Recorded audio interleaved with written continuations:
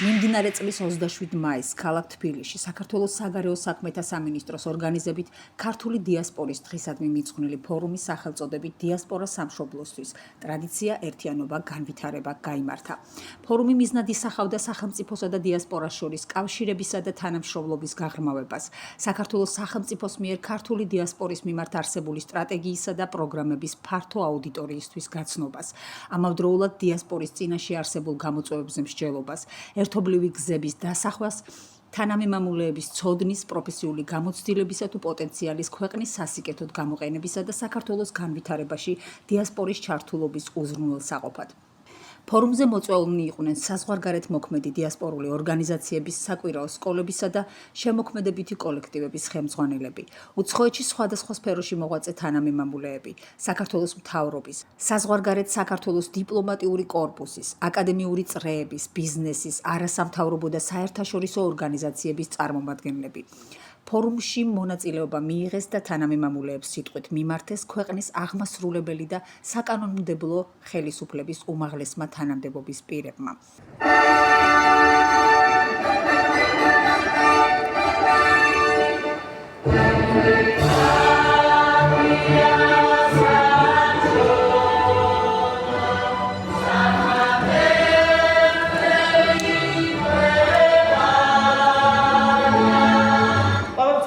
დიასპორის ფორუმის ფარგლებში ჩვენი შეკრება ემსახურება ჩვენი ერთიერთობის განვითარებას და სამშობლოსთან ჩვენი ძვირფასი თანამემამულეების კავშირის განმტკიცებას. საქართველოს მთავრობის ძალისხმევით ბოლო 10 წლის განმავლობაში თვისობრივად შეიცვალა ქართული დიასპორის შესაძლებლობები. მათი ხელშეწყობისთვის სახელმწიფო მუდმივად ახორციელებს საგრანტო პროექტებს. ყველა ნაბიჯი, რასაც სახელმწიფო დგამს, მიმართულია ერთი მიზნისკენ. ჩვენს თანამემამულეებს შეუნარჩუნოთ ქართული იდენტობა, სამშობლოსთან და ქართულ კულტურასთან მაკავშირებელი ძაფერი. მივესალმები ბატონ პრემიერ-მინისტრს, ბატონ პარლამენტის თავმჯდომარეს, ქალბატონ საგარეო საქმეთა მინისტრს, საპატრიარქოს ტახტის მოსახლე, სენაკი და ჩხოროწყუს მიტროპოლიტს შიოს, საპატრიარქოს წარმომადგენლებს, მოგესალმებით აღმასრულებელი და საკანონმდებლო ხელისუფლების წარმომადგენლებს, ბატონებო და ქალბატონებო. წარმოვაჩენთ ჩვენს ქვეყანას, თქვენ ახართ ელჩები და საქართველო მდიდარია თავისი კულტურით, თავისი ისტორიით, თავისი წარმომავლობით და ნამდვილად გააქვთ იმის უფუნება და შესაძლებლობა, რომ წარმოვაჩინოთ ჩვენი ქვეყანა.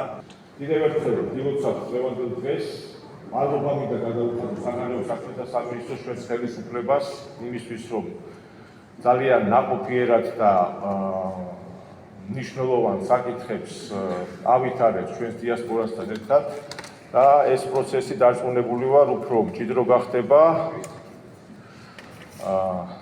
ვიყოთ ჩვენი სამშობლოს მოყვარულები, სადაც არ უნდა ვიყოთ, სამშობლოსთან უნდა გვდევდეს ყოველთვის და მით უმეტეს, როცა ვარ საზღვარგარეთ, განსაკუთრებულ მნიშვნელობას ვანიჭებთ დამერწმუნებით, რომ აბსოლუტურად სხვა განცდებით ხარ და მე უფრო შეიგრძნობ თუ რა სიმდიდრეს ფლობს, რა მნიშვნელობა აქვს, როცა ხარ ქართველი და როცა გაქვს ასეთი ისტორია.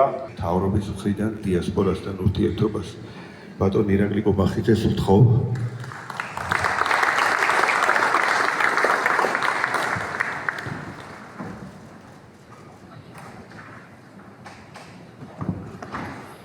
მოგესალმებით, ქალბატონებო და ბატონებო. სახელმწიფოს ძალისხმევა მომავალშიც იქნება მიმართული ისეთი პროგრამების განხორციელებისკენ. რა თქმა უნდა, ყველაფერს გავაკეთებთ იმისათვის, რომ რაც შეიძლება მეტმა ადამიანმა მიიღოს სამშობლოში დაბრუნების გადაწყვეტილება.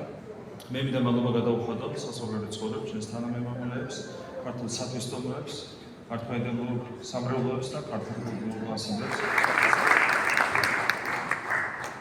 ფორუმის ოფიციალური გახსნითი ნაწილის დასრულების შემდეგ მონაწილეებმა მუშაობა გააგრძელეს შემდეგ თემატურ ჯგუფებში.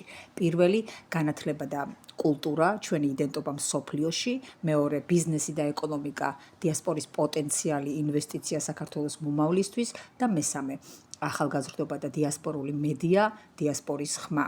იმ სცენაზე ის ანთებული ქართული სული, ქართული გენი, ქართული ღირებულებების ზეიმი, ამ იქ დაბადებულ ახალგაზრდებში, პატარებში ეს იგრძნობა და კიდევ ერთხელ მინდა თითოეულ მასწავლებლს, თითოეულ ქორეოგრაფს, თითოეულ მღვდელს, ვინც იქ ცდილობს რომ შეუნარჩუნოს ამ ბავშვებს და ამ ახალგაზრდებს ეს ქართული ნიჭიერება.